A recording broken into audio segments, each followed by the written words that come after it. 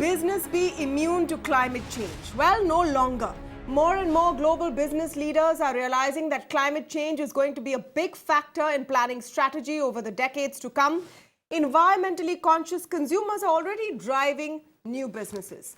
BlackRock CEO Larry Fink, in his annual letter, talked about how climate change would be at the center of his mega funds strategy. Today in Delhi, Amazon CEO Jeff Bezos spoke once again about how sustaining the environment was a huge priority at his company.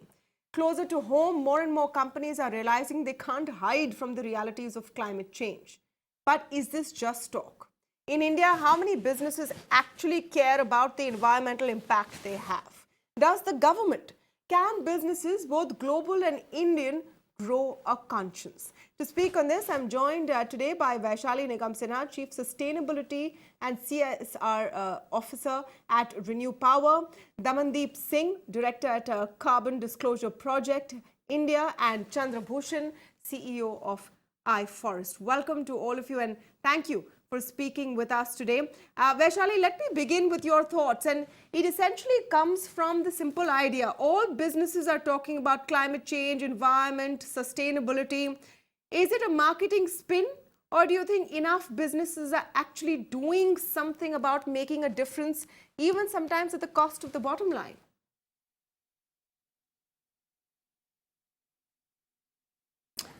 Hi, Tamanna. Thank you for having me in your show. I want to congratulate you on choosing this topic. I do believe that it is critical. It is important that the world, gets ready together to fight the challenge which we are all facing, which is that, we're not going to have the planet as it is for the future generation. And it's heartening to see that 169 countries have committed to renewable energy targets, and a large number of global corporates have also committed towards using renewable energy. I would like to believe that it is important that companies commit to it, whether it is a branding tool or whether it is a necessity. It does not matter as much, but I think it's important that steps need to be taken which really help companies to operate in a sustainable way. It's not a choice anymore. I think it's just a requirement, and it's just a matter of time. I think Global Inc. should, stand up and together face this challenge which we are facing of climate change. And it really feeds into, I would say, there are it's not only a question of branding. If you want funds, if you want to be able to operate, if you want to be able to buy or sell products, you need to add or employ people for that matter. People are not going to be working with companies which are not sustainable.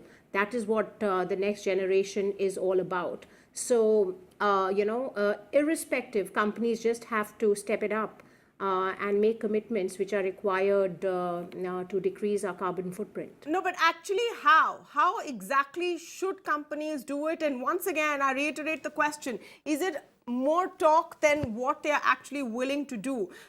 You look at what the World Economic Forum has put out as their top 10 risks for this year ahead of Davos. And the first 5 of them have to do with climate change. And let me take this question to Damandeep, in fact.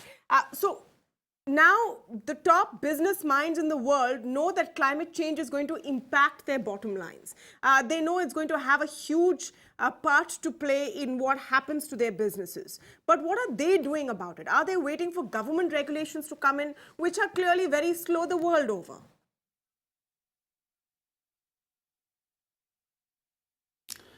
Thanks, Tamanna. The businesses are actually running far ahead of governments and policymakers in a lot of the territories, including India. There is a global move towards greater disclosure. We at CDP run one of the world's biggest environmental disclosure platforms. In 2018, we have 7,500 odd companies disclosed to CDP. In 2019, that figure jumped to 8,400. In India, we had 52 of the top 200 disclosed in 2018. In 2019, the figure is 59. So we are seeing more and more disclosure, and the quality of disclosure since I've been at CDP for the last 7 years improve considerably. And but is that making a difference? We are trying to push companies to try and integrate climate change into their business strategies. And we find that there is evidence of that. For instance, we're going to release our report on Monday, Jan 20th in Mumbai, and where we find that of the 59 companies, 57 of them have board level oversight of climate change. So even though the figure is 59 out of 200, it's in terms of percentages is less, but the ones that are disclosing have oversight at the top level, because this is impacting their bottom line, this is impacting their markets, as the previous speaker spoke, as well as their ability to raise funds from global investors. Yeah. Besides that, there are another 120 companies that disclose as... No, continue your Sorry. point. Yes, no, go ahead, Damandeep. Yeah. Just one more quick point, that besides these top listed companies, there are others that are 120 companies that are in the supply chain of some of the largest companies, including the Walmarts, the Dell, Infosys, Microsoft, Coke, Pepsi, that are asking companies to disclose. So even MSMEs, that if they need to get contracts from these big companies abroad, they need to disclose their impact on climate change and climate risk and to report those. Okay, so this is, you made a point at the beginning of your comments, which I think is very important, that companies are outpacing what governments are doing. There is an India Spend report which says that between 2015 and 2017, state pollution control boards have exempted 146 of 206 classes of polluting industries from routine inspections. Now, India is doing this so that, it improves its quote-unquote ease of doing business. We want to make it easier for businesses. And sometimes sticking to pollution norms is uncomfortable and inconvenient for businesses. So are we really at cross purposes with what's happening in the world? I want to get Chandra Bhushan's perspective in on this. The reality of all this wonderful talk, which sounds great. I mean, I like hearing Jeff Bezos say that let's take polluting industries into space. And then I look around and see what's actually happening around me. Can you conflate the vision with the reality we're in, Chandra Bhushan? Well, thanks, Tamanna. Glad to be on your show. Let me first of all say that there is increasing realization that climate change is going to affect business. I mean to say, and businesses are seeing impact of climate change, whether it is lack of water. As you know, our monsoon variability is increasing, so there are months when water is not available to businesses that are highly dependent on water, or businesses that are dependent on agriculture. They are finding it difficult. But apart from that as well, there is a general sense that climate change is not something that is going to happen in future. It is happening now. You see what is happening in Australia right now with forest fire. We are seeing the worst impact of climate change now in front of our eyes. So I don't think businesses are blind about it. The question that is important to ask is, do they know what to do? And I'm afraid that they do not understand the extent of transformation that is required. They like sweet talk, they will talk nice thing, but if businesses have to address climate change, it requires transformational changes. And I don't think businesses have internalized the transformational changes that is required. For example, how do we produce a steel without emitting carbon dioxide, or produce cement without emitting carbon dioxide? But the fact of the matter is, if we are interested and if we are serious about climate change, businesses will have to decarbonize. It's going to be one of the most important things. How do we run our transport system without fossil fuels? How do we produce electricity without coal? These are hard questions that need to be answered. Unfortunately, we are not getting answers on these questions. We are getting answers on soft issues, which is whether renewable energy, I'm 100% sure everyone will go for renewable energy because it is now grid, it has achieved grid parity, costs have gone down, it is very good. Similarly, things will happen with battery technology. But the bottom line is the hard issue of transition and transformation that is required. I'm afraid I'm not hearing those answers from the businesses. Okay. Not only in India, but even across the world. Let me just say absolutely. that. I'm just India speaking, is not unique. No, absolutely. And I'm going to open up this debate. If you want to come in with a response, please let me know. I can see Vaishali there wanting to respond. Vaishali, very important point. You know, on the side of these comments, we've been showing some instances of how climate change has really affected people all over the globe. Whether it's the flood in Kerala, it's the bushfires in Australia. All of these are real things that are happening, which is going to impact everyone, including businesses. Chandrabhushan's point is that there is the consciousness, but there's no real plan yet. You want to respond to that, Vaishali? Yeah, no, absolutely. As I see it, I do see businesses understanding that there is absolutely a great risk to the value chain as far as businesses are concerned, whether it is the physical impact of the fires and the floods and the hurricanes, or whether it is the pricing risk which is caused by resource pricing fluctuation, etc., or whether it is the replacement of say utilities with renewable energy. These are all risks which I think businesses understand. They also understand that these risks are also external stakeholders are also impacting how businesses are done. So a government can come in and, due to climate reasons, just clamp down your businesses, set up new targets. They are rating risk, which increase your cost of capital, and there is obviously a reputation risk. People don't want to come and work with companies which are not following sustainable practices. I think all of these points are well understood. Of course, there is much to be done. There is no debate about it. But, I think companies are taking steps by signing, obviously there is a commitment which is required. In my view, as I do business at Renew, I think senior management commitment, understanding of what needs to be done, education of employees, etc., are all very important tools which I think are required for bringing about the mindset change.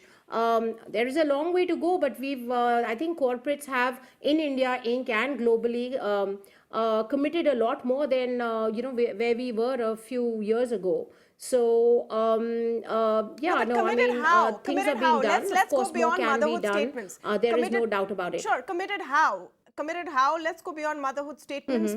Also, remember, when we say India Inc., we're talking about a small percentage of the top businesses. That's not the large swath of people running businesses in this country. Damandeep Singh, you want to come in, but we need to keep that in mind as well. Most businesses are just trying to survive. Climate change is not necessarily on top of their list.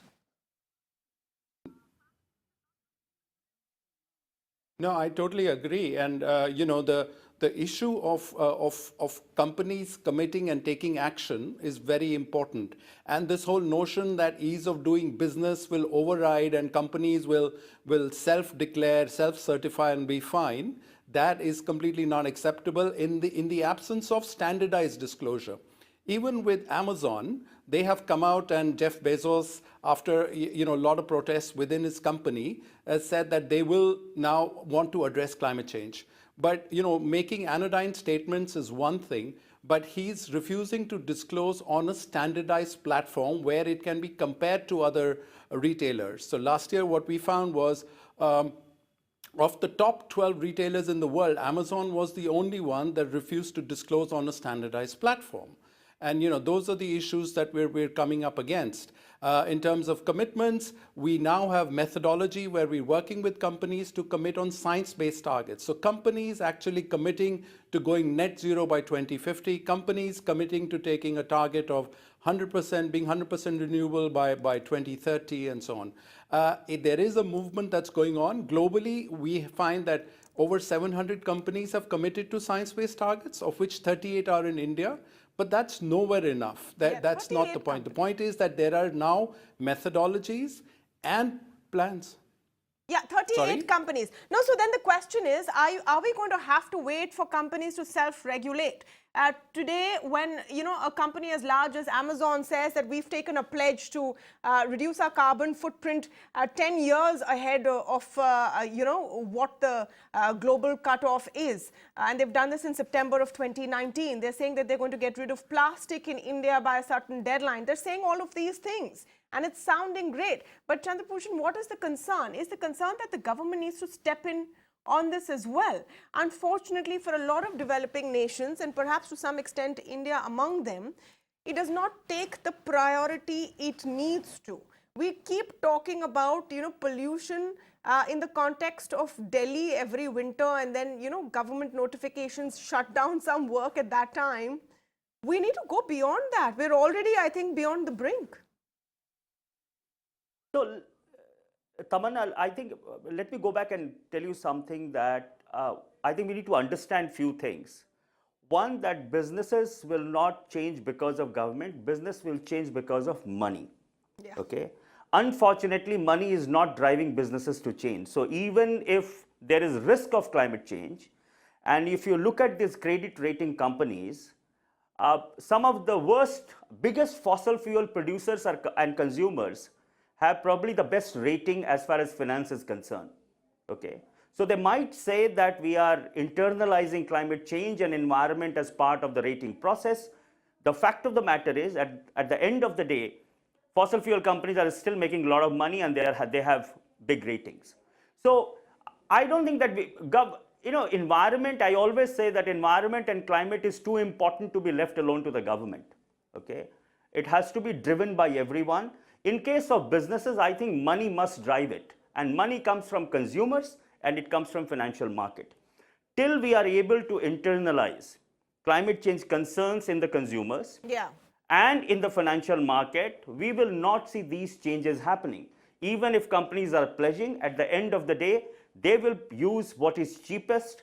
They will produce what is most profitable. Exactly. Okay? Unfortunately, in the current market, in a country, in a market like ours, if you're going to wait for consumers to drive that change, we are not a developed nation where consumers will say, I'm going to pick up a product which is, not harmed the environment in any way. Vaishali, this is a highly price-sensitive market.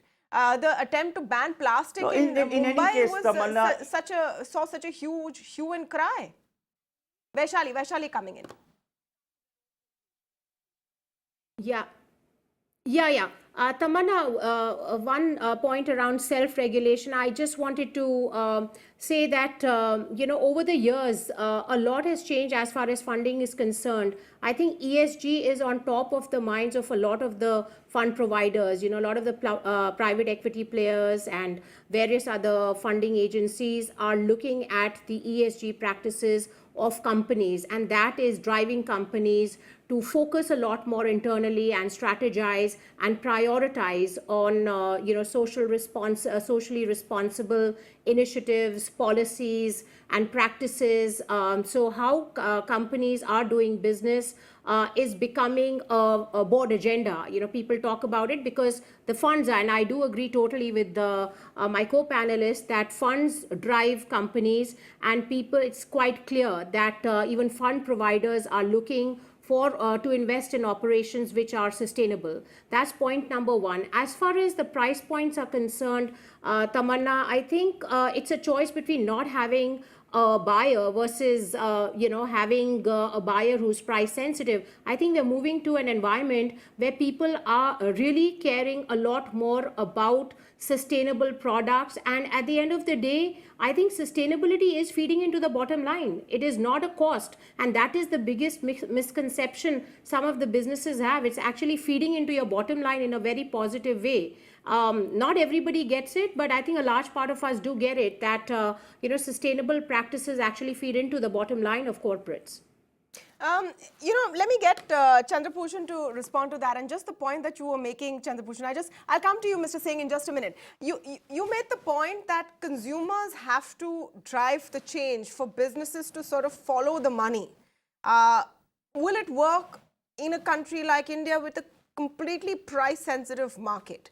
If your biggest, for example, FMCG companies don't change their packaging, which is not very environmental friendly, then will it have an impact? And the additional costs of changing packaging is not something that consumers are going to be willing to pay.